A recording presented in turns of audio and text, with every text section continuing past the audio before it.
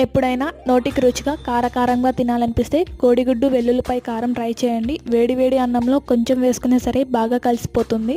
పట్టడన్నం కూడా ఇట్టే లాగిచ్చేయచ్చు, అంత బాగుంటుంది రుచి మాత్రం. మిక్సీ జార్లో జీలకర్ర, కారం, సాల్ట్, వెల్లుల్లిపాయ రెబ్బలు వేసేసి గ్రైండ్ చేసుకొని పక్కన పెట్టుకోవాలి. కడాయిలో ఆయిల్, తాలింపు గింజలు, ఎండుమిర్చి, కరివేపాకు వేసుకొని బాగా వేగిన తర్వాత ఆనియన్స్, పచ్చిమిర్చి కూడా వేసేసి బాగా వేయించుకోవాలి.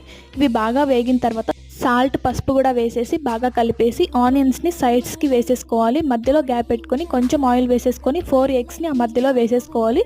ఎగ్స్ మాత్రమే మిక్స్ చేసుకొని రెండు వైపులా కూడా ఎగ్స్ బాగా కాలిన తర్వాత పెద్ద సైజు ముక్కలుగా కట్ చేసుకోవాలి, మరీ చిన్నగా కాకుండా. పైన కొంచెం మిరియాల పొడి కూడా వేసేసి ఎగ్స్ని బాగా ఆనియన్స్లోకి కలుపుకోవాలి, కలిసిపోయేలాగా ఆనియన్స్లోకి. ఇలా బాగా కలిపిన తర్వాత వెల్లుల్లిపాయ కారం కూడా వేసేసి బాగా కలిపేసి 5 నిమిషాలు మూత పెట్టేసి లో ఫ్లేమ్లో ఉడికించారంటే వెల్లుల్లిపాయ కారం పచ్చివాసన రాకుండా ఉంటుంది, చాలా రుచిగా ఉంటుంది.